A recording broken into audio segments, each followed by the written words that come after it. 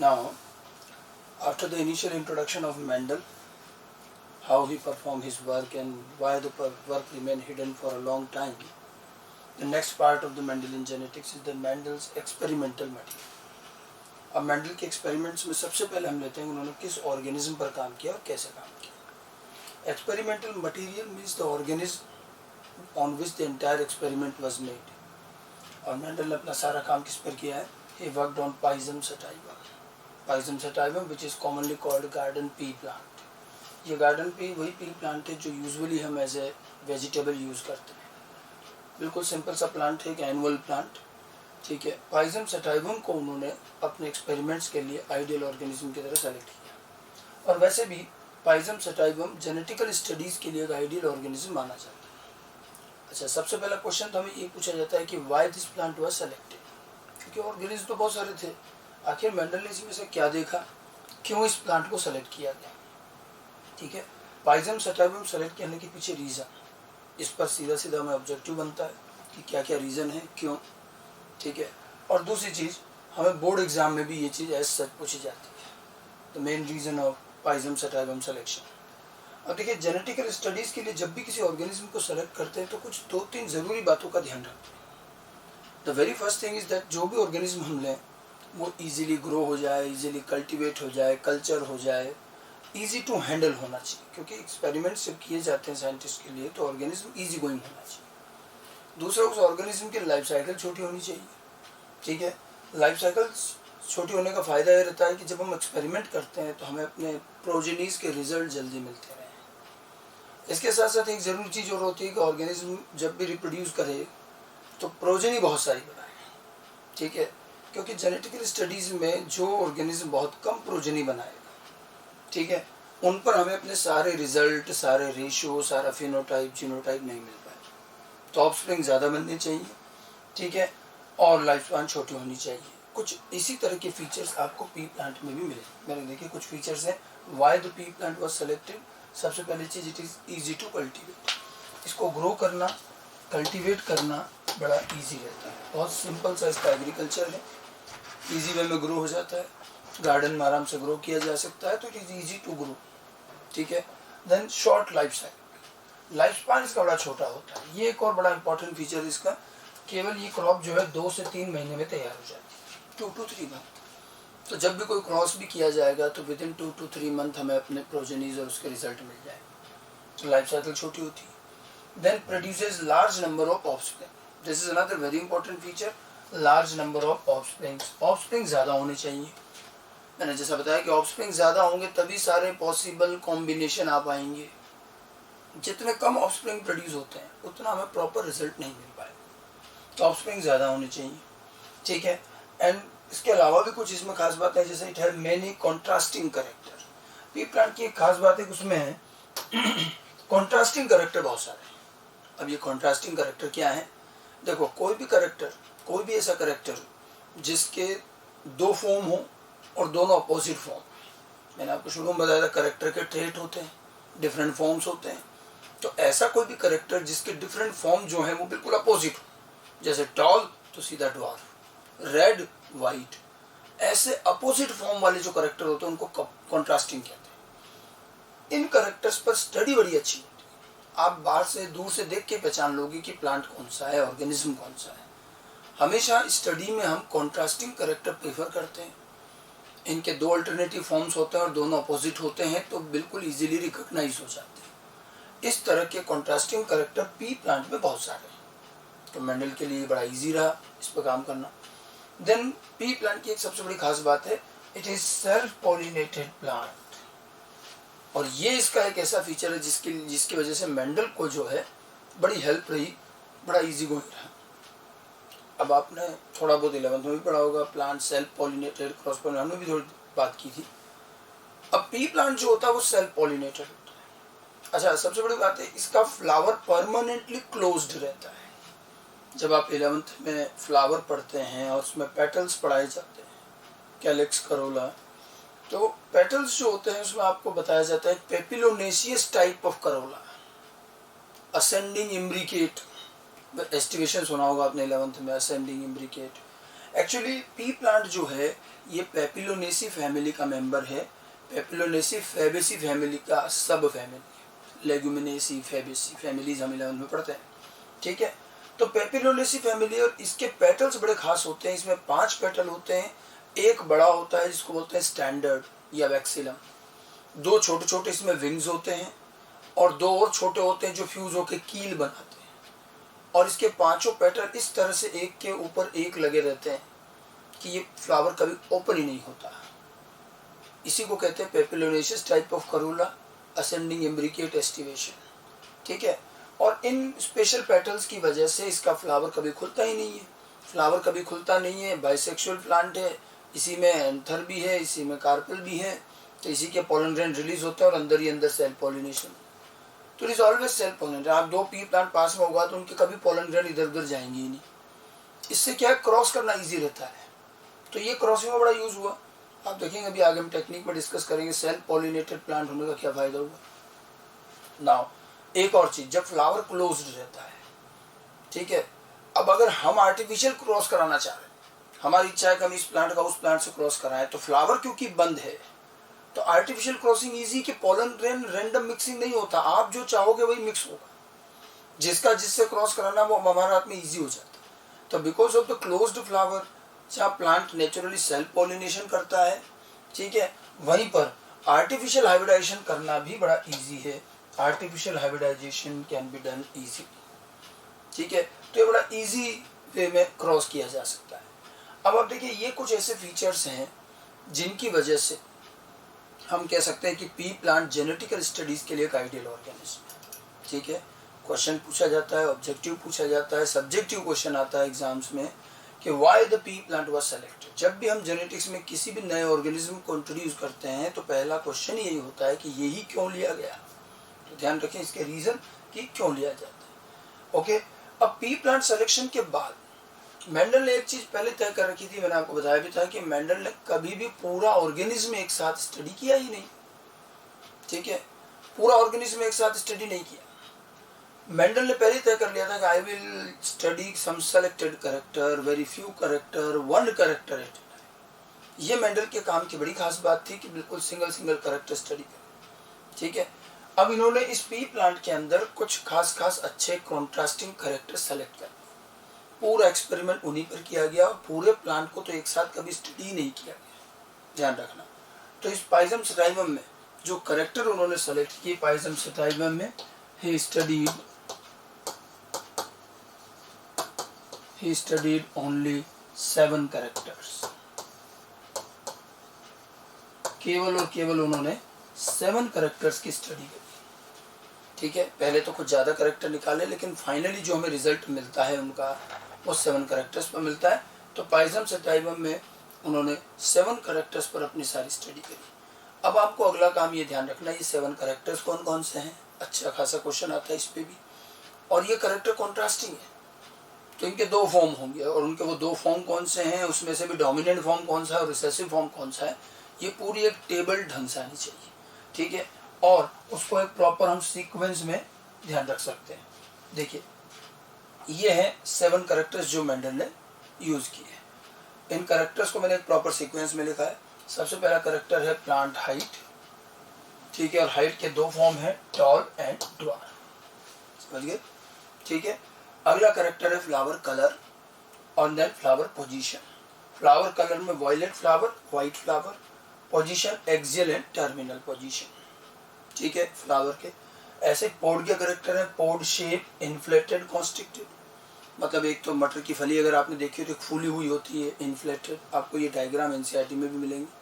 Constricted में क्या होता है, थोड़ी पिचकी हुई होती है, बीच में ग्रूव्स होते हैं, दबी हुई होती है। पोड का कलर ग्रीन एंड येलो, ठीक है। सीड शेप, आप पीट प्लांट का सीड देखते हैं तो एक तो बिल्कुल स्मूथ राउंड होता है, और एक होता है जिसके सरफेस थोड़े से रिंकल्स होते हैं, झुर्रियाँ होती हैं, तो राउंड एंड रिंकल्ड, ठीक है। Seed colour yellow and green.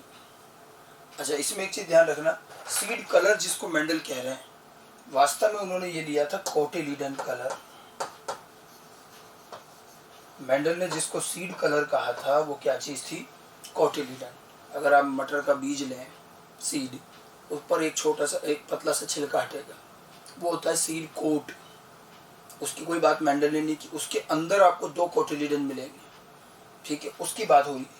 Cotyledon colour, seed colour मतलब कोटिलिडन कलर, ठीक है। इस तरह से 7 फॉर्म और उनके सबके दो फॉर्म ध्यान रखने 7 करेक्टर्स के। जो हमने ये फर्स्ट फॉर्म लिखे हैं ये सारे उन करेक्टर्स के डोमिनेंट फॉर्म है और ये जो है ये इनके रिसेसिव फॉर्म है। तो न केवल करेक्टर ध्यान रखने, करेक्टर के साथ साथ आपको ये भी ध्यान रखना है कि इसमें कौन सा फॉर्म डोमिनेंट है, कौन सा रिसेसिव। कई बार आता है question, which of the following Mendelian character is dominant, which one is recessive. और जब भी आता है अक्सर कलर वाले में कंफ्यूज किया जाता है, पॉड कलर, सीड कलर। आप देखो इधर ग्रीन येलो है और इधर येलो ग्रीन है। पॉड में जहाँ ग्रीन डोमिनेंट है तो इधर येलो डोमिनेंट हो जाता है, ये अपोजिट चलते हैं। थोड़ा ध्यान रखना इस चीज़ का, ठीक है। और भी कई तरह के क्वेश्चन आते हैं, जैसे how many colour based contrasting characters were used by Mendel, ये पूछा गया है। तो कितने हो जाएंगे colour based character? Flower colour, pod colour, seed colour, 3 हो जाएंगे। क्वेश्चन तो ये भी आया कि how many flower characters were used by Mendel, तो फ्लावर के मेंडल ने कितने करेक्टर लिए हैं, ये दिख रहे हैं। Flower colour, flower position 2। How many seed characters were used, तो सीड का करेक्टर कितना होगा? Seed shape, seed colour 2। How many fruit characters were used, एक और ये बड़ा अच्छा क्वेश्चन पूछा था, फ्रूट करेक्टर्स। अब कई बार क्या इसमें कंफ्यूजन हो जाता है, फ्रूट करेक्टर आंसर उसमें ऑप्शन में 0 भी होता है, 0 कर देते हैं लोग कि फ्रूट तो कुछ है ही नहीं इसमें। ऐसा नहीं है, फ्रूट है क्या? पॉड, ठीक है। पॉड जो होता है ये मटर की जो फली होती है उसका फ्रूट है, लेग्यूम टाइप ऑफ फ्रूट। अब फ्रूट के कितने करेक्टर, अब इसमें एक कंफ्यूजन और है। पॉड शेप, पॉड कलर 2 तो दिख ही रहे हैं, ठीक है, आंसर 2 ही होता है मैक्सिमम। रेयरली कभी कभी 3 आंसर भी हो सकता है, ये ध्यान रखना। 2 तो है ही कॉमन, ठीक है। एक जो ये फ्लावर पोजीशन है, आप इसको पॉड पोजीशन भी कह सकते हो, क्योंकि देखो जिस जगह फ्लावर लगा है, एक्सियल टर्मिनल, समझे, एक तो बिल्कुल ऊपर लगे और एक एक्सियल में लगे, एक्सियल टर्मिनल पोजीशन। तो देखिए जहां फ्लावर लगा है, हम प्लांट की लाइफ साइकिल जानते हैं, जो फ्लावर होता है वही बाद में फ्रूट में कन्वर्ट होता है। अगर एक्सियल या टर्मिनल पोजीशन पर फ्लावर है तो शुरू में फ्लावर दिखेगा, बाद में तो उस जगह क्या दिखेगा? फ्रूट। वही चीज फ्रूट में कन्वर्ट हो जाती है। तो एक्सियल टर्मिनल पोजीशन फ्रूट की भी तो हो गई। तो कभी कभी ऐसा हो सकता है कि क्वेश्चन में आपको ऑप्शन 2 हो ही नहीं, 3 हो।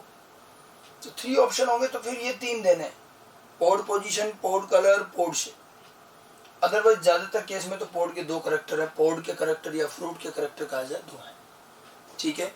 तो मेंडल ने पी प्लांट क्यों सेलेक्ट किया, उसके रीजन, और उस पी प्लांट में उन्होंने केवल 7 करेक्टर की स्टडी करी, ये करेक्टर्स ध्यान रखना। ये तो बात थी मेंडल की। अब मेंडल के बाद लोगों ने इन 7 करेक्टर्स पर भी बहुत स्टडी करी। बड़ा आश्चर्य ये था कि इन 7 करेक्टर्स पर सब पर मेंडल को बिल्कुल एक जैसा रिजल्ट मिला। बड़ी सरप्राइजिंग बात थी, ठीक है। कोई सा भी करेक्टर लेकर क्रॉस किया गया, सेम करेक्टर, सेम रिजल्ट। तो इन पर भी स्टडी की गई कि आखिर ये करेक्टर ऐसे क्या हैं, इनके जीन कहाँ हैं, क्या है। तो सबसे पहले तो इनके जीन ढूंढे गए। अब आप देखिए, जब इनके जीन, ये सब बात की बातें मेंडल ने नहीं बताई, तो हमने इन 7 करेक्टर के जब जीन वर्कआउट किए कि इनके जीन कहाँ हैं, कौन से क्रोमोसोम पर हैं, क्या है, तो हम ये ध्यान रखें कि पी प्लांट में गार्डन पी जो है ये पाइजम सटाइवम, इसका जो डिप्लॉइड नंबर होता है ये है 14, मतलब 7 पेयर्स ऑफ क्रोमोसोम। अब बड़ी कोइंसिडेंस थी ये कि पी प्लांट में 7 पेयर ऑफ क्रोमोसोम है और चांस की बात है कि मेंडल ने करेक्टर भी कितने लिए, 7। तो शुरू में एक गलत कंसेप्ट बन गया लोगों द्वारा कि लगता है इन 7 करेक्टर के जीन इन 7 डिफरेंट अलग अलग क्रोमोसोम पर हैं, क्योंकि 7 पेयर ऑफ क्रोमोसोम भी हैं। 7 करेक्टर के जीन 7 क्रोमोसोम पर हैं, इसलिए मेंडल को हर करेक्टर का रिजल्ट बिल्कुल इंडिपेंडेंट एक जैसा मिला। बट ये कंसेप्ट जल्दी ही खत्म हो गया। एक साइंटिस्ट थे ब्लिक्स्ट, उन्होंने इसमें वर्कआउट किया और बताया कि ऐसा नहीं है कि 7 करेक्टर के जीन 7 क्रोमोसोम पर नहीं, 7 करेक्टर के जीन केवल 4 क्रोमोसोम पर होते हैं। तो पी प्लांट के 7 क्रोमोसोम में से केवल 4 क्रोमोसोम पर मेंडल ने जो 7 करेक्टर लिए उनके जीन प्रेजेंट है, ठीक है। तो 7 करेक्टर्स जो हैं इनके gene, their genes are present on 4 chromosome, genes are present on 4 chromosome. तो 4 क्रोमोसोम, और ये क्रोमोसोम भी कौन कौन से हैं? Chromosome number first, chromosome number fourth, first, fourth, fifth and seventh. First, fourth, fifth and seventh, केवल और केवल 4 क्रोमोसोम पर। ठीक है, तो मेंडल के 7 कैरेक्टर के जीन केवल 4 क्रोमोसोम पर हैं। और ये जो चीज है, ये एक साइंटिस्ट है एस ब्लिक्स्ट, ये इन्होंने बताया। एस ब्लिक्स्ट जो थे साइंटिस्ट, उन्होंने ये चीज कंफर्म की थी कि 7 कैरेक्टर के जीन केवल 4 क्रोमोसोम पर है। क्रोमोसोम को नंबर से ध्यान रखा जाता है। तो 4 क्रोमोसोम कौन से हैं? फर्स्ट नंबर का क्रोमोसोम, फोर्थ नंबर का, फिफ्थ नंबर का और सेवंथ। अब आपको जो है ये ध्यान रखना है कि ये 7 कैरेक्टर के जीन जो 4 क्रोमोसोम पर है, वो कौन सा कैरेक्टर का जीन किस क्रोमोसोम पर है, ये और ध्यान रखना है। तो इसके लिए हम क्या करें, यहीं पर एक क्रोमोसोम नंबर का कॉलम बना दें, क्रोमोसोम नंबर, और इन सारे 7 कैरेक्टर के जीन्स कौन कौन से क्रोमोसोम पर हैं, ये हम और ध्यान रखें। ठीक है, हाइट का जीन ध्यान रखिएगा, 4th क्रोमोसोम पर इसका जीन है। ठीक है, फ्लावर कलर का जीन फर्स्ट क्रोमोसोम पर है। ठीक है, फिर फ्लावर पोजीशन का जीन 4th क्रोमोसोम पर है। पोड शेप का जीन भी 4th क्रोमोसोम पर है। देन पोड कलर का जीन 5th क्रोमोसोम पर, सीड शेप का 7th क्रोमोसोम पर, सीड कलर का 1st क्रोमोसोम। ठीक है, अब जब आप देखो कैरेक्टर 7 है और क्रोमोसोम हमने कह दिया 4 पर ही है, तो किसी न किसी पर एक से ज्यादा भी आएंगे। 4 क्रोमोसोम पर अगर 7 कैरेक्टर के जीन अरेंज करने हैं तो किसी पर एक से ज्यादा भी आएंगे।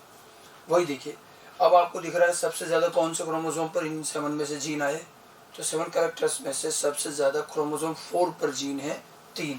और ध्यान रखना कौन कौन से, हाइट का gene, then flower position and pod shape का, ये 4th क्रोमोसोम पर है।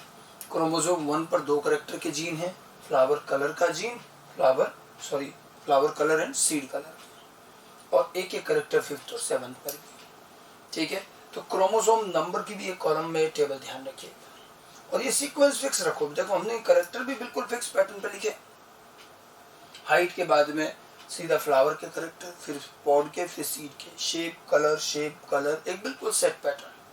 अगर आप कैरेक्टर का ये पैटर्न फिक्स रखते हैं, आपको क्रोमोसोम नंबर रटना नहीं पड़ेगा। एक सीक्वेंस याद रखो, 4 1 4 4 5 7 1। ठीक है, 4 1 4 4 5 7 1, वो इसी सीक्वेंस।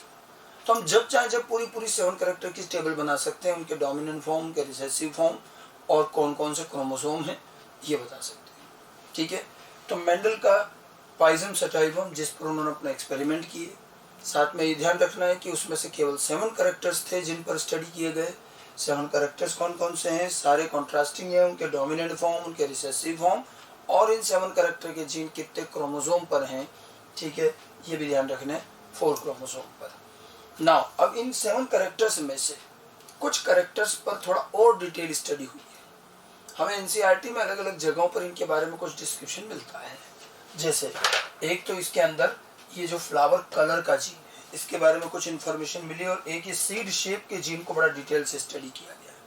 ठीक है, जैसे आप देखिए फ्लावर कलर का जीन हमने पता किया बाद में कि जिस जीन से फ्लावर कलर बनता है, देखिए जीन जो फ्लावर कलर बनाता है, हमें बाद में मालूम चला कि जो जीन फ्लावर कलर बनाता है, यही जीन 2 कैरेक्टर और बनाता है, और एक जीन से टोटल 3 कैरेक्टर्स बन जाते हैं। 2 कैरेक्टर्स कौन से, seed coat colour and red spots in leaf axil. Seed coat याद कीजिए, मैंने मेंडल के केस में क्या कहा था, सीड कलर, वो कलर किसका था, कोटिलीडन का। लेकिन कोटिलीडन के ऊपर एक कवर और होता है जिसको क्या बोलते हैं, सीड कोट। ठीक है, तो ये सीड कोट है, इसको मेंडल ने स्टडी नहीं किया था, ये हमें बाद में मालूम चले। और लीफ के बेस में, लीफ के एक्सिल में रेड कलर के स्पॉट्स होगा। एक ही जीन 3 कैरेक्टर बनाता है। ठीक है, अब ये ध्यान रखना कि इस तरह का कोई भी जीन जो कि एक से ज्यादा कैरेक्टर बनाए, इस तरह के जो जीन होते हैं, these genes are known as, such genes are known as pleiotropic gene, pleiotropic genes। Question ये आता है मेंडल के 7 कैरेक्टर्स में से प्लियोट्रोपिक जीन कौन से कैरेक्टर का है। तो मेंडल ने तो कौन सा कैरेक्टर यूज किया था, फ्लावर कलर। तो फ्लावर कलर का gene, flower colour Mendelian character है, तो इसका जीन प्लियोट्रोपिक है क्योंकि ये फ्लावर कलर के अलावा 2 और कैरेक्टर बनाता है, तो इसको हम प्लियोट्रोपिक जीन कहते हैं। ठीक है, प्लियोट्रोपिक जीन की डेफिनेशन वैसे भी आपको पता होनी चाहिए कि प्लियोट्रोपिक जीन मतलब सीधी सी बात है कि यहाँ पर एक जीन होता है, one gene forms many character. जब एक जीन्स बहुत सारे कैरेक्टर बनाएगा तो उसको कहते हैं प्लियोट्रोपिक। हम प्लियोट्रोपिक को डिटेल से आगे सेगमेंट में पढ़ेंगे और डिटेल से आएगा ये। अभी फिलहाल इतना ध्यान रखिएगा कि जो एक जीन एक से ज्यादा कैरेक्टर बनाए तो प्लियोट्रोपिक है। अब ये सब बातें मेंडल ने नहीं बताई। मेंडल तो ये कहते रहे कि एक फैक्टर, एक जीन है जो एक कैरेक्टर बनाता है, ये तो हमें बाद में मालूम चला। इसमें भी ध्यान रखना कि ये जो सीड कोट कलर और ये red spot in leaf axil है, ये ध्यान रखिए ये मेंडल ने यूज नहीं किए थे, they were not used by Mendel. ये तो हमें बाद में मालूम चले हैं कि ये जीन ये 2 कैरेक्टर और भी बनाता है, नॉट यूज्ड बाय मेंडल। और ये जो फ्लावर कलर है ये यूज किया था उन्होंने, it was used by Mendel. तो एक ही gene, single gene regulating 3 character, flower colour regulate करने वाला gene seed coat colour, red spots in leaf axil भी बनाता है। बट ये दोनों कैरेक्टर मेंडल ने यूज नहीं किए थे, मेंडल ने सिर्फ अपनी स्टडी फ्लावर कलर पे की थी। और इस तरह का जो जीन होता है एक से ज्यादा कैरेक्टर बनाता है, उसको हम क्या बोलते हैं, प्लियोट्रोपिक जीन। ठीक है, एक तो बात ये हो गई। एक मेंडल के 7 कैरेक्टर्स में फ्लावर कलर के अलावा एक और मैंने बताया था सीड शेप। सीड शेप का जो जीन है, सीड शेप में आपको बताया था 2 फॉर्म होते हैं, सीड राउंड है, स्मूथ राउंड, और या फिर रिंकल्ड। ठीक है, अब देखो हमें एनसीईआरटी में एक पूरे पैराग्राफ में, ये आपको पेज नंबर 78 पर मिलेगा, हम आगे डिस्कस भी करेंगे इसको। वहां पर इस कैरेक्टर, इस जीन से ये राउंड सीड, रिंकल्ड सीड कैसे बनते हैं, इसका पूरा एक प्रोसेस दे रखा है। ठीक है, राउंड सीड कैसे बने, रिंकल्ड, हमने राउंड रिंकल्ड बताया था। अब हमें उसका पूरा मैकेनिज्म बताया है और 7 में से एक कैरेक्टर को डिस्क्राइब किया है। यहाँ आपको ये भी देखने को मिलेगा कि जीन से कैरेक्टर कैसे बनते हैं, ये भी चीज समझ में आएगी। ठीक है, तो अब देखिए आगे, देखिए कैसे कैरेक्टर बनता है। देखिए जो जीन सीड शेप बना रहा है, हम उसकी बात करें, उसका पूरा मैकेनिज्म बता रहे हैं, बायोकेमिस्ट्री पूरी, कैसे जीन से कैरेक्टर बनता है ये समझ में आएगा, स्टेप बाय स्टेप पूरा प्रोसेस होता है। अब देखिए जो सीड शेप है इसके 2 फॉर्म है, ये 2 फॉर्म आपको बताए थे कौन कौन से हैं, कि सीड या तो होगा राउंड और या होगा wrinkled, round seed, wrinkled seed. अब राउंड रिंकल्ड कैसे बना उसका प्रोसेस देखिए। जैसे सीड जो है, सॉरी जीन के 2 फॉर्म है, डोमिनेंट एलील, रिसेसिव एलील। मैंने आपको बताया भी था डोमिनेंट रिसेसिव टर्मिनोलॉजी में कि डोमिनेंट यूजुअली फंक्शनल होता है और रिसेसिव नॉन फंक्शनल होता है। ठीक है, अब देखिए डोमिनेंट एलील जो है ये फंक्शनल एलील है और ये SBE एक तरह का एंजाइम है, ये बनाता है, इट फॉर्म्स SBE। SBE क्या है, स्टार्च ब्रांचिंग एंजाइम। ये एक एंजाइम है जो डोमिनेंट एलील से बन रहा है और ये स्टार्च सिंथेसिस में हेल्प करेगा। स्टार्च किससे बनेगा, स्टार्च रिजर्व फूड होता है प्लांट का, शुगर से स्टार्च बनता है, शुगर जो है स्टार्च में पॉलीमराइज हो जाती है और स्टोरेज के फॉर्म में पड़ी रहती है। तो ये जो ब्रांचिंग एंजाइम है, स्टार्च ब्रांचिंग एंजाइम, ये स्टार्च सिंथेसिस में हेल्प करता है शुगर से स्टार्च बना। ठीक है, अगर इसका डोमिनेंट एलील है तो ये एंजाइम बनेगा, अगर रिसेसिव एलील है तो ये रिसेसिव नॉन फंक्शनल है, मैंने बताया था रिसेसिव ज्यादातर काम नहीं करते, तो ये क्या है, ये एंजाइम नहीं बनाता। अब जीन का काम इतना ही है, देखो इसने एंजाइम बनाया, इसने नहीं बनाया। अब सीड तक कैसे पहुंचे, अब देखो इसके पूरा प्रोसेस।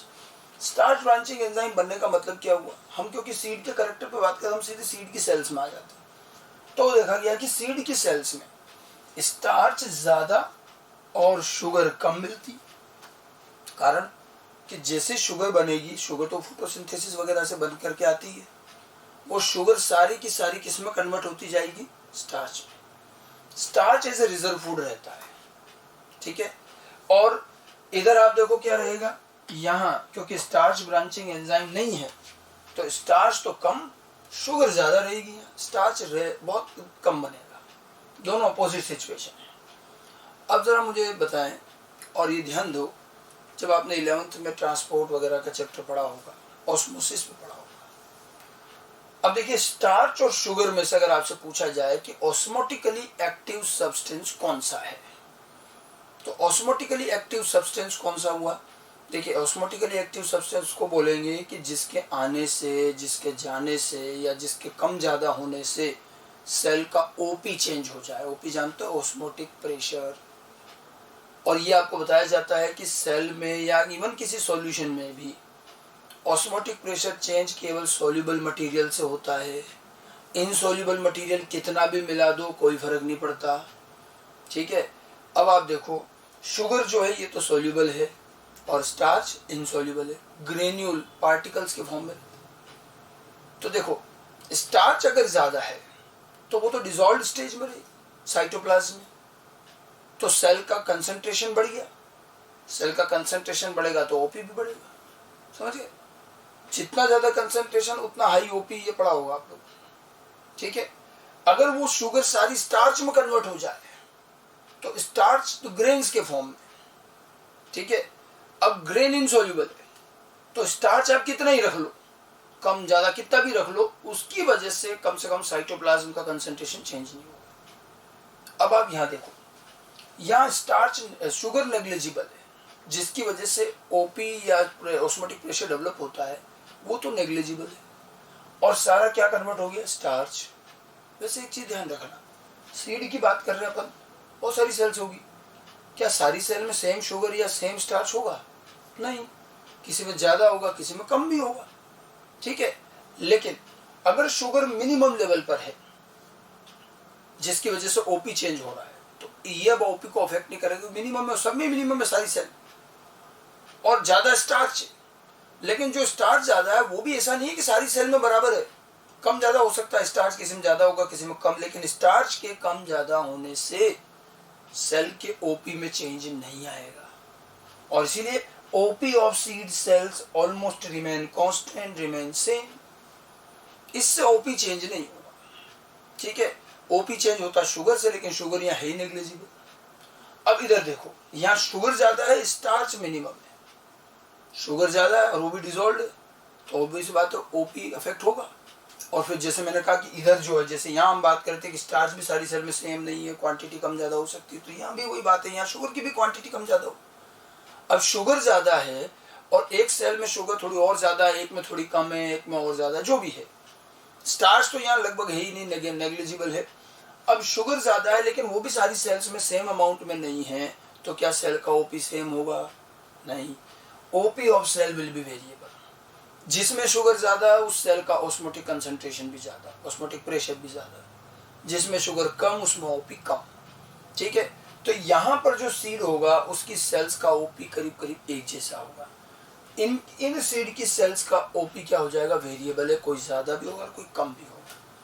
तो आप देखिए, एंजाइम के बनने से स्टार्च का अमाउंट और उससे फिर ओपी पर इसका इफेक्ट, पहले तो ये बात समझ में आनी चाहिए। अब जरा और आगे चलते हैं। ऑस्मोटिक प्रेशर आपने पढ़ा होगा, इस बात को भी तय करता है, ओपी से ही डिसाइड होता है कि सेल के अंदर वाटर आएगा एंडोस्मोसिस या जाएगा, कितना आएगा कितना जाएगा, एंडोस्मोसिस एक्सोस्मोसिस, ये सब ओपी पे भी डिपेंड करेगा। पढ़ा होगा आपने ओपी, पोटेंशियल, डीपीडी, ठीक है। अब मुझे बताओ जरा, जब इसका ओपी सबका एक जैसा है तो जो भी वाटर आना जाना है सारी सेल्स में लगभग एक जैसे ही आएगा, क्योंकि सबका ओपी एक जैसा है। और देखिए, कितना एंडोस्मोसिस हुआ, कितना एक्सोस्मोसिस हुआ, उसी के बेस पे तो सेल की टर्जिडिटी, फ्लैसिडिटी डिसाइड होती, ठीक है। जब इन सारी सेल का ओपी एक जैसा है, करीब सिमिलर अमाउंट में क्या आया, वाटर आया गया जो भी रहा, तो यहाँ सारी सेल का शेप साइज एक जैसा हो गया, टर्जिडिटी एक जैसी हो जाएगी। लेकिन यहाँ क्या होगा, यहाँ ओपी जो है कम ज्यादा है। अब मान लो एक सेल का ओपी ज्यादा है तो उसने वाटर इनटेक कर, तो वो टर्जिड हो गई। पास वाली सेल का ओपी कम था, उसने वाटर रिलीज कर दिया, वो थोड़ी फ्लैसी है, तो एक सेल बड़ी है एक सेल छोटी। यहाँ पर सेल का शेप साइज सेम नहीं होगा, वेरिएबल होगा, क्योंकि ओपी वेरिएबल है। यहाँ एक जैसा होगा। तो अब देखिए इसका इफेक्ट देखो आगे, ये देखो, shape and size of cells are same, क्योंकि ओपी करीब करीब एक जैसा है। आगे बात समझ, ठीक है। और जब सेल का साइज शेप सेम होगा, मैंने एक डायग्राम बना रखा है, हम पी प्लांट के सीड का एक ट्रांसफर सेक्शन कट करें और केवल उसकी एपिडर्मिस बनाएं, तो ये उसकी एपिडर्मल सेल्स, ठीक है, आप देखो सारी सेल बिल्कुल एक जैसी है क्योंकि शेप एक जैसा है, इनका ओपी एक जैसा है, तो एपिडर्मिस की सारी सेल एक जैसी होगी। अब किसी की एपिडर्मिस की सेल अगर एक जैसी है तो उसका जो कंटूर है, जो सरफेस है, वो बिल्कुल स्मूथ बनेगा, तो सीड कैसा रहेगा, स्मूथ राउंड। और यहाँ देखो सेल का ओपी साइज वेरिएबल है क्योंकि ओपी वेरिएबल है। अब एक सेल बड़ी, एक सेल छोटी, एक बड़ी, एक छोटी, ये मैं सीड का वही एपिडर्मिस दिखा रहा हूँ। अब आप देखो यहाँ अपने आप सरफेस पर रिंकल्स, तो सेल्स के छोटे बड़े होने की वजह से, वेरिएबल साइज की वजह से यहाँ पर ये रिंकल शेप बने। ये हमने जो है, ये सीड की एपिडर्मल सेल्स हैं सारी की सारी, ठीक है। सीड का एक ट्रांसफर सेक्शन बनाया है, एपिडर्मल सेल्स ऑफ सीड, ठीक है।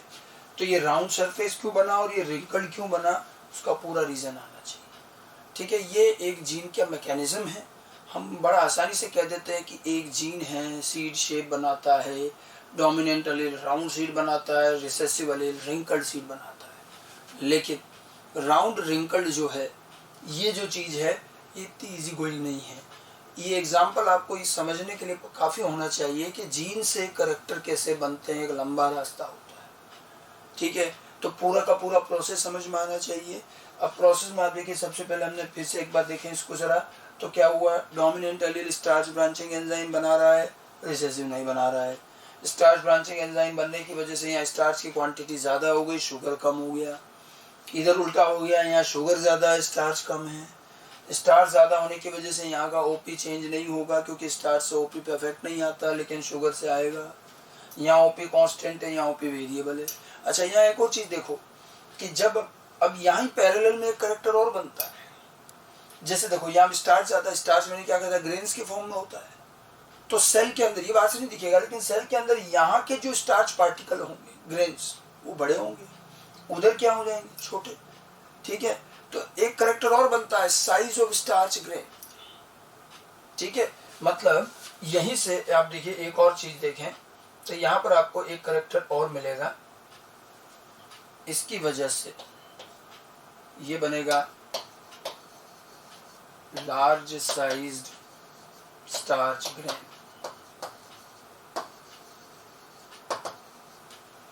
और यहाँ जो हो जाएगा small sized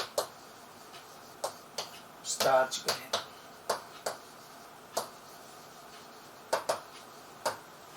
large size, small size. अब आप देखो प्लियोट्रोपी की बात कर रहे थे अपन, एक जीन से एक से ज्यादा करेक्टर, वो भी कैसे बनता है जो दिख रहा है। जीन एक ही आपका, उसके दो अलील है, और इससे करेक्टर एक तो बन रहा है राउंड सीड, रिंकल्ड सीड। एक पैरेलल में करेक्टर बन गया large sized starch grain and small sized starch grain. ये पैरेलल करेक्टर बना, और इस तरह से अब आपको एक जीन से दो करेक्टर दिखेंगे। इसमें बड़े बड़े साइज के स्टार्च ग्रेन दिखेंगे, इसमें छोटे साइज के स्टार्च ग्रेन दिखेंगे, ठीक है। तो क्योंकि स्टार्च ज्यादा है तो स्टार्च ग्रेन की साइज भी बड़ी होगी, या कम है तो छोटी होगी, ठीक है। और उसके बाद में क्योंकि ओपी वेरिएबल था तो साइज वेरिएबल आई, और साइज वेरिएबल आया तो करेक्टर में इसमें राउंड और इसमें रिंकल बना। समझ में आ गई बात, ठीक है। ये पूरा करेक्टर आपको ध्यान रखना है। अब एक सिंपल सी बात आपको समझ में आनी चाहिए कि इसका मतलब यहाँ पर एक करेक्टर और मिल गया हमें जो प्लियोट्रोपी के। मैंने आपको पहले बताया था कि मेंडल का ये एक जीन 3 करेक्टर बना रहा था, मेंडेलियन करेक्टर का, जो प्लियोट्रोपी के, ठीक है। अब आप देखो मैं एक और चीज लिख सकता हूँ अब यहाँ पर कि एक और जीन हमें मिला यहाँ पर। इस एक जीन से 2 करेक्टर बन रहे हैं, कौन कौन से, एक तो seed shape and size of starch grain.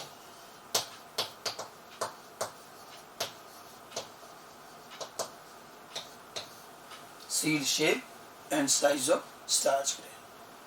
तो यहाँ पर एक जीन 3 करेक्टर बना रहा था। अब हमें ये चीज, अभी इस जीन का वर्किंग समझने पर पता चला ये भी एक प्लियोट्रोपिक जीन है, and this is also known as pleiotropic gene. So now there will be a simple question. Among the 7 Mendelian character, genes of how many characters are pleiotropic? तो हमारा आंसर होगा 2 characters. कौन कौन से? Flower colour का gene and seed shape. देखो अब ये मेंडेलियन कैरेक्टर है और ये मेंडेलियन कैरेक्टर, मेंडल ने इन दोनों के बारे में कुछ नहीं कहा था और ये भी मेंडल ने स्टडी की, सब बाद की बातें हैं। तो मेंडेलियन 7 में से 2 कैरेक्टर ऐसे हैं जिनके जीन प्लेयोट्रॉपिक हैं। फ्लावर कलर का जीन प्लेयोट्रॉपिक है जो फ्लावर कलर के साथ 3 कैरेक्टर बनाता है। सीड शेप का जीन भी प्लेयोट्रॉपिक है, 2 कैरेक्टर बनाता है। और सीड शेप का जीन कैसे बनता है उसका ये मैकेनिज्म ध्यान रखना है, डोमिनेंट कैसे काम करेगा, रिसेसिव कैसे काम करेगा। तो ये तो हमारा पी मेंडल के एक्सपेरिमेंटल मटेरियल पाइजम सटाइवम के बारे में छोटी छोटी बातें हैं। इनमें से काफ़ी अच्छे क्वेश्चन बने हैं, जब आप प्रीवियस ईयर के पेपर भी देखोगे खूब आते हैं इनके करेक्टर्स को लेकर और इन सारी बातों को लेकर। तो ये तो मेंडल का एक्सपेरिमेंटल मटेरियल हुआ, ठीक है। तो क्या क्या चीज़ें ये आपको बिल्कुल अच्छे से ध्यान रखना है, और ये चीज़ें तो आपको एनसीईआरटी में भी मिलेगी, मैं आगे बताऊँगा। नाउ एक्सपेरिमेंटल मटेरियल के बाद अगला काम है मेंडल का एक्सपेरिमेंटल टेक्निक, ठीक है। देखिए अब आगे बढ़ते हैं, मेंडल का नेक्स्ट सेगमेंट एक्सपेरिमेंटल टेक्निक, मतलब मेंडल का काम करने का तरीका क्या था। देखो मेंडल ने जितने क्रॉस किए सारे क्रॉस एक ही पैटर्न पर किए, बड़ी यूनिक और सिमिलरिटी रखी, ठीक है। करेक्टर बहुत लिमिटेड लिए, मैंने पहले बता दिया। अच्छा, इन 7 करेक्टर्स में भी उन्होंने एक बार में एक एक दो दो करेक्टर स्टडी किए। अच्छा, चाहे वो एक करेक्टर का स्टडी कर रहे हो चाहे 2 का कर रहे हो, उनका क्रॉस करने का तरीका एक जैसा था। एक्सपेरिमेंटल टेक्निक में मैं आपको जनरलाइज्ड में ये बताना चाह रहा हूँ कि मेंडल ने क्रॉस कैसे किए। और आप देखो ये जो उनका क्रॉस का तरीका है हाइब्रिडाइजेशन का, ये तरीका, ये मेथड हाइब्रिडाइजेशन का है, ठीक है। और ये आज तक फॉलो होता है, आप आगे प्लांट ब्रीडिंग पढ़ेंगे उसमें भी आएगा ये कई अगले एक चैप्टर, ठीक है। तो उनकी जो एक्सपेरिमेंटल टेक्निक थी, यानी कि उनके क्रॉस करने का जो टेक्निक था, वो कुल मिलाकर 3 स्टेप्स बेस्ड था। 3 स्टेप में उन्होंने काम किया। सबसे पहली स्टेप है selection of pure parent, pure parent का सिलेक्शन, ठीक है। सिलेक्शन ऑफ प्योर पेरेंट, इसका क्या मतलब हुआ। देखिए मेंडल ने एक चीज़ तो ये तय की थी कि हम लिमिटेड कैरेक्टर लेंगे, साथ में उन्होंने एक चीज़ और डिसाइड करी। उन्होंने ये चीज़ पहले दिन से तय रखी और हर क्रॉस में फॉलो की गई कि हम जिस भी कैरेक्टर का क्रॉस करेंगे 2 प्लांट, ठीक है, तो वो प्लांट पर्टिकुलर उस कैरेक्टर के लिए प्योर होंगे, ठीक है। जैसे उनको क्रॉस करना था टॉल का ड्वार्फ से, तो एक प्लांट टॉल ले लिया, ड्वार्फ ले लिया। अब उसमें तो और भी कैरेक्टर होंगे लेकिन उनका ध्यान सिर्फ टॉल और ड्वार्फ पर है। तो वो ये चाह रहे थे कि मैं अगर टॉल एंड ड्वार्फ की स्टडी कर रहा हूँ तो ये प्लांट एटलीस्ट टॉल के लिए और ये प्लांट एटलीस्ट ड्वार्फ के लिए प्योर हो। हम जिस कैरेक्टर की स्टडी कर रहे हैं उस कैरेक्टर के लिए प्लांट प्योर होना चाहिए। उन्होंने अपने हर क्रॉस की शुरुआत प्योर पेरेंट से की। Now what is pure actually, अब टर्मिनोलॉजी याद कीजिए। वहाँ हमने बताया था प्योर कौन, होमोजाइगस। होमोजाइगस का एक कॉमन नेम है प्योर। तो इसका मतलब उन्होंने सबसे पहले होमोजाइगस पेरेंट बनाए। मतलब आप देखिए उन्होंने क्या किया, वो ये चाह रहे थे 7 कैरेक्टर पे काम करना है, हर कैरेक्टर के 2-2 फॉर्म है, तो टोटल कितने हो गए 14। तो उन्होंने अपने क्रॉस शुरू करने से पहले 14 टाइप्स के प्योर प्लांट बना लिए और उनके सीड संभाल के रख लिए। एक बना दिया टॉल के लिए प्योर, एक ड्वार्फ के लिए प्योर, एक रेड फ्लावर, एक जो भी कैरेक्टर है सबके लिए प्योर बना दिया। एक साथ उन्होंने 14 प्योर वैरायटी बनाई, ठीक है। और इन प्योर वैरायटी को ट्रू ब्रीडिंग वैरायटी भी बोलते हैं। तो सबसे पहले तो सिलेक्शन ऑफ प्योर पेरेंट्स किया गया। अब ये प्योर पेरेंट सिलेक्शन ये किस तरह से होता है ध्यान रखिए, it is done by continuous selfing and selection, by continuous selfing and selection, ठीक है। लगातार सेल्फिंग और सेल्फिंग के साथ साथ सिलेक्शन। और इससे उन्होंने ही developed 14 true breeding varieties, 14 true breeding varieties. True breeding varieties इसको प्योर लाइन भी कहा जाता है। 14 true breeding varieties, 14 pure lines. अब एक नया वर्ड है ये ट्रू ब्रीडिंग वैरायटी, ये हाइब्रिडाइजेशन की टर्म है। नॉर्मल वे में इसको प्योर प्लांट कह सकते हो, प्योर लाइन कह सकते हो। ट्रू ब्रीडिंग वैरायटी भी बात वही है, प्योर लाइन का ही दूसरा नाम है। तो उन्होंने 14 टाइप के प्योर प्लांट बनाए, कंटिन्यूअस सेल्फिंग एंड सिलेक्शन। अब आप देखो अगर आपको प्योर प्लांट चाहिए, होमोजाइगोसिटी चाहिए, तो मैंने आपको बताया था होमोजाइगोसिटी कैसे बढ़ती है, हमने टर्मिनोलॉजी इसलिए पहले पढ़ी है। वहाँ बताया था इनब्रीडिंग आउटब्रीडिंग। लगातार कंटिन्यूस जब हम इनब्रीडिंग करते हैं तो ऑफस्प्रिंग में होमोजाइगोसिटी बढ़ती है। हमें अगर प्योर या होमोजाइगस ऑफस्प्रिंग चाहिए तो हम इनब्रीडिंग करेंगे। प्लांट में इनब्रीडिंग को क्या बोलते हैं? Self pollination. Self pollinated plant inbreeding करते हैं। तो ये सेल्फिंग मतलब इनब्रीडिंग। तो लगातार आप इनब्रीडिंग करते जाओ और जो आपको कैरेक्टर चाहिए उसको सेलेक्ट करते जाओ। तो ये ध्यान रखना है, पूछा जाएगा मेंडल ने प्योर पेरेंट किस मेथड से बनाए? तो कंटिन्यूअस सेल्फिंग एंड सिलेक्शन से बनाए। ठीक है, लगातार सेल्फिंग यानी कि इनब्रीडिंग की गई और फिर उनमें से प्लांट सेलेक्ट करते गए। ठीक है, कंटिन्यूअस सेल्फिंग एंड सिलेक्शन से 14 ट्रू ब्रीडिंग वैरायटी बना। Now what is true breeding variety? ध्यान रखना, true breeding varieties are those organism which breeds truly for a particular character. किसी कैरेक्टर के लिए ट्रूली ब्रीड करते हैं। ट्रू ब्रीड करना मतलब वही कि वो जैसा है वैसे बनाए। ट्रू ब्रीडिंग का मतलब क्या होता है? ट्रू ब्रीडिंग वैरायटीज एनसीईआरटी में पेज नंबर 70 पर लास्ट पैराग्राफ में ट्रू ब्रीडिंग वैरायटी की डेफिनेशन है, पढ़िएगा। वहां लिखा है उन्होंने, true breeding varieties has undergone continuous self pollination. तो लगातार सेल्फ पॉलिनेशन करके तो बनाई जाएगी। And it shows stable trait inheritance. फिर से बोल रहा हूँ, it shows stable trait inheritance. ठीक है, actually true breeding variety continuous self pollination से बनती है। और स्टेबल ट्रेट का मतलब जो करेक्टर उसमें है बस वही करेक्टर उसकी प्रोजेनी में, फिर उसकी प्रोजेनी में लगातार stable trait. True breeding varieties are those varieties which are produce offsprings of their own kind. मान लो कोई टॉल के लिए ट्रू ब्रीडिंग है, मतलब वो टॉल के लिए होमोजाइगस है, तो हमेशा टॉल प्रोजेनी बनाएगा। कोई ड्वार्फ के लिए तो वो ड्वार्फ ही बनाएगा। ट्रू ब्रीडिंग अपने जैसे ही प्रोजेनी बनाती है क्योंकि वो उस कैरेक्टर के लिए होमोजाइगस होती है, प्योर होती है। समझ गए? ठीक है, तो कंटिन्यूअस सेल्फिंग की गई और उससे 14 pure plant, 14 true breeding variety बनाई गई। ट्रू ब्रीडिंग वैरायटी बहुत स्टेबल रहती है और अपना वर्क वही कैरेक्टर प्रोजेनी में आता है। थोड़ा सा ब्रीफ में उनका वर्किंग देखिए, कैसे उन्होंने ये बनाया होगा। अच्छा, मेंडल ने सारी 14 वैरायटी एक साथ बनाई। देखो कैसे उन्होंने, जिस गार्डन में, उन्होंने चर्च के गार्डन पर ही अपना गार्डन में सारा काम किया। अब मान लीजिए ये जैसे उनका पूरा गार्डन जिस पर वो अपना काम कर रहे थे। ठीक है, अब इसके अंदर देखो उन्होंने अपने पूरे गार्डन को 2 हिस्सों में बांट लिया। 2 पार्ट में ए और बी का। अब इन्होंने इसको करेक्टर्स के अकॉर्डिंग 7 रो बना दी।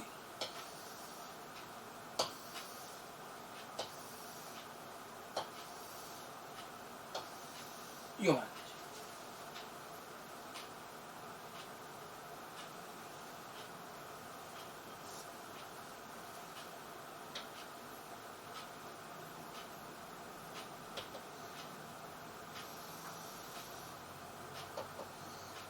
ऐसे पूरे गार्डन को उन्होंने 2 बड़े हिस्से किए और फिर 7 रोज बना दी अलग अलग करेक्टर के लिए। हो गया फर्स्ट करेक्टर, ये second, third, fourth, fifth, six, 7। ठीक है, फर्स्ट करेक्टर कौन सा था?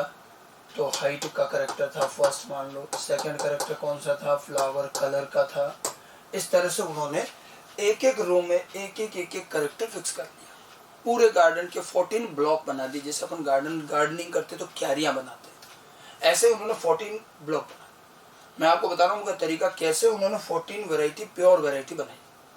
अब उन्होंने पहली बार में तो क्या किया, जितने वो पी प्लांट ग्रो कर सकते थे वो इन्होंने इसमें पी प्लांट ग्रो कर दिए। इसमें वो जितने पी प्लांट लगा सकते थे पूरे गार्डन में, पूरे में पी प्लांट ग्रो कर दिए गए।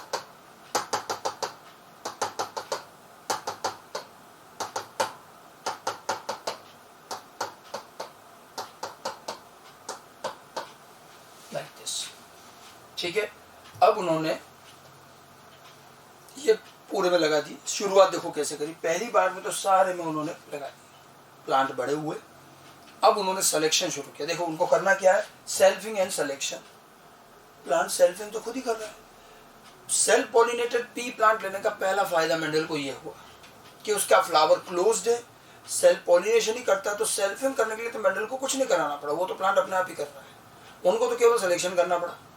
इसलिए पी प्लांट लेने का ये बेनिफिट था, सेल्फ पॉलिनेटेड था। अब ये प्लांट ग्रो हुए। अब उन्होंने हर ब्लॉक में एक करेक्टर फिक्स कर लिया। जैसे ये हाइट का करेक्टर था, तो ये ब्लॉक रख लिया उन्होंने टॉल के लिए, ये रख लिया ड्वार्फ के लिए, ये मान लो वायलेट फ्लावर के लिए, ये वाइट के लिए। इस तरह से हर बॉक्स में एक करेक्टर सेट कर दिया। अब प्लांट तो सारे उग रहे हैं, अब सिलेक्शन किया गया, इस ब्लॉक में जितने प्लांट उग रहे हैं उनमें से केवल टॉल रहने दिए, ड्वार्फ को उखाड़ के फेंक दिए। This is called artificial selection of tall. यहाँ सारे टॉल रहने दिए, ड्वार्फ हटा दिए, इधर उल्टा कर लिया, यहाँ ड्वार्फ रहने दिए, टॉल हटा दिए, इधर वायलेट फ्लावर वाले रखे, व्हाइट वाले हटा दिए। अच्छा, जब वायलेट फ्लावर वाले रखे तो वायलेट से मतलब है, अब वायलेट वाला चाहे टॉल हो या ड्वार्फ हो कोई बात नहीं, एक बार में एक करेक्टर। जब हम हाइट की बात करें तो हमने फ्लावर नहीं देखा, और जब हम फ्लावर की बात करें तो हम हाइट की बात नहीं करेंगे। इस तरह से सेलेक्टिवली उन्होंने हर ब्लॉक में एक एक करेक्टर फिक्स कर दिया। ठीक है, सिलेक्शन हो गया, ये हो गई पहली जनरेशन। अब उसके बाद में इनके सीड इकट्ठे किए, जिस ब्लॉक से जितने प्लांट थे उनके जो सीड है उनको सबको अलग अलग रखा, अलग अलग ही रखा। ठीक है, अलग अलग रखा, फिर पूरा गार्डन साफ किया, नाव फिर से लगाया गया इनसे। लेकिन अब सेकेंड टाइम में क्या करा गया, रैंडम नहीं, अब जिस सीड को जिस ब्लॉक से लिया उसको वहीं पर लगाया गया। ठीक है, तो जैसे ये जो है यहाँ से टॉल के सीड लिए, वापस यहीं लगा दिए। ठीक है, ड्वार्फ वाले सीड वापस यहीं लगा दिए। अब सेकेंड जनरेशन ग्रो की।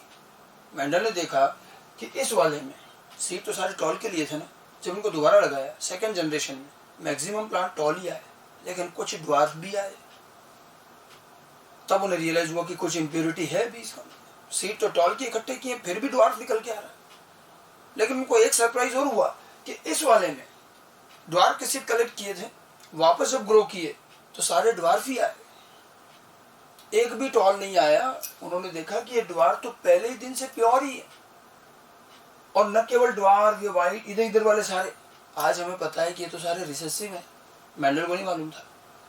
ठीक है, अब देखो इसमें टॉल के साथ कुछ ड्वार्फ आए, उनको फिर से उखाड़ के फेंक दी, फिर उनके सीड इकट्ठे किए, थर्ड जनरेशन फिर लगा दी, फिर मान लो इसमें से कुछ ड्वार्फ आए, फिर हटाए, फिर फोर्थ जनरेशन। ऐसा वो तब तक करते रहे इस हिस्से में जब तक कि यहाँ पर ड्वार्फ आना बंद नहीं होगा। और एक स्टेज ऐसी आएगी जहां फिर वो जितने सीड लगाने सारे टॉल ही आएंगे, ड्वार्फ नहीं आ रहे, हटाते गए। करीब 6 to 7 जनरेशन तक उन्होंने ये काम किया है। पी प्लांट में डोरमेंसी नहीं होती है, तो सीड लो और तुरंत उगा दो, दोबारा उग जाते। करीब शुरू के 2 years 2 साल तक तो मेंडल ही करते रहे, और उन्होंने 14 वैरायटी बना दी अल्टीमेटली आफ्टर सेवरल जनरेशन। और इधर वालों में ज्यादा काम करना पड़ा, ये वाले तो फर्स्ट जनरेशन से प्योर थे, तो हमें पता है कि आज रिसेसिव है, और रिसेसिव तो हमेशा होमोजाइगस कंडीशन में आता है। ठीक है, तो अब इन्होंने क्या किया, इस तरह से रेगुलर वे में ग्रो करके 14 वैरायटी बना ली, इनके सीड कलेक्ट करके अलग अलग रख लिए, टॉल के सीड, ड्वार्फ के सीड, तो ये प्योर है। अच्छा, पूरा प्लांट प्योर नहीं है, केवल ये प्लांट जो है ये सिर्फ और सिर्फ किसके लिए, एक करेक्टर टॉल के लिए प्योर है। अच्छा, ये वाला जो ये सिर्फ ड्वार्फ के लिए प्योर है। अब ये भी एक ट्रू ब्रीडिंग वैरायटी है, ये भी एक ट्रू ब्रीडिंग वैरायटी, लेकिन आप देखो ये दोनों ट्रू ब्रीडिंग वैरायटी में डिफरेंस कितना है। डिफरेंस तो सिर्फ यही है ना, वो एक हाइट के करेक्टर के लिए तो डिफरेंट है, एक टॉल के लिए प्योर, एक ड्वार्फ के लिए प्योर, लेकिन rest of the other character में तो ये बहुत से करेक्टर में सेम होगी। हमने दूसरे करेक्टर देखे ही नहीं, हम तो एक एक करेक्टर की बात कर रहे हैं। एक्चुअली मैं इसलिए कह रहा हूँ कि आप जब एनसीईआरटी में ट्रू ब्रीडिंग लाइन पढ़ेंगे, जो मैंने आपको बताया पेज नंबर 70 का लोअर थर्ड पैराग्राफ लास्ट का, वहां लिखा है कि true breeding lines are similar except for one character. True breeding lines are similar except for one character. ठीक है, तो इसका मतलब क्या हुआ, ये जैसे ये और इन दोनों ट्रू ब्रीडिंग लाइन का हम कंपैरिजन कर रहे हैं, तो ये दोनों ट्रू ब्रीडिंग लाइन एक करेक्टर, कौन सा, हाइट का, टॉल एंड ड्वार्फ वाला, इसको छोड़कर बाकी करेक्टर में सिमिलर है। हम सिमिलर ही कह रहे हैं, आइडेंटिकल तो कहीं भी नहीं रहे, तो बहुत से करेक्टर सेम होंगे, सिमिलर का मतलब 100% सेम नहीं होता। तो ये एक करेक्टर को छोड़कर बाकी करेक्टर में सिमिलर है। ठीक है, तो एनसीईआरटी का वो स्टेटमेंट आपको समझ में आना चाहिए। क्लियर? तो एक्सपेरिमेंटल टेक्निक का पहला बड़ा पार्ट यही था कि उन्होंने सबसे पहले तो अपने 7 करेक्टर और उनके टोटल 14 फॉर्म्स के प्योर प्लांट तैयार किए। इन प्योर प्लांट को कंटिन्यूअस सेल्फिंग एंड सिलेक्शन से तैयार किया गया। ठीक है, और ये ट्रू ब्रीडिंग वैरायटी कहलाती है। टोटल 14 ट्रू ब्रीडिंग वैरायटी बनाई गई, और उनको कैसे बनाया गया, रेगुलर ग्रो करके, उसका तरीका भी ये जो मैं मेथड बता रहा हूँ, ये मैंने आपको पहले भी कहा, प्लांट ब्रीडिंग नाम का एक चैप्टर आपके 12th के सिलेबस में है, वहाँ फिर से आएगा। वहाँ ज़्यादा डिटेल में नहीं बताएंगे क्योंकि जेनेटिक्स में हम समझ लेते हैं। मेंडल के काम करने का ये जो तरीका है ये आज तक फॉलो होता है। आज भी जब भी क्रॉस किए जाते हैं बिल्कुल इसी तरह से होता है। ये तो खैर उनके स्टेप का पहला पार्ट हो, प्योर प्लांट बना। अब एक बार बन गए, इनको बार बार नहीं बनाने पड़े। अब उसके बाद में इन्होंने क्रॉस शुरू की। क्रॉस को बोला जाएगा हाइब्रिडाइजेशन। तो अगले स्टेप में उन्होंने हाइब्रिडाइजेशन किए कि जैसे टॉल का ड्वार्फ से क्रॉस कर रहे हैं, वायलेट का वाइट से, तो अब इसके बाद इनके क्रॉस करने का मेथड आता है। तो इनके एक्सपेरिमेंटल टेक्निक की सेकेंड स्टेप रहती है हाइब्रिडाइजेशन ऑफ प्योर पेरेंट। हम इसके बाद में वही शुरू करें।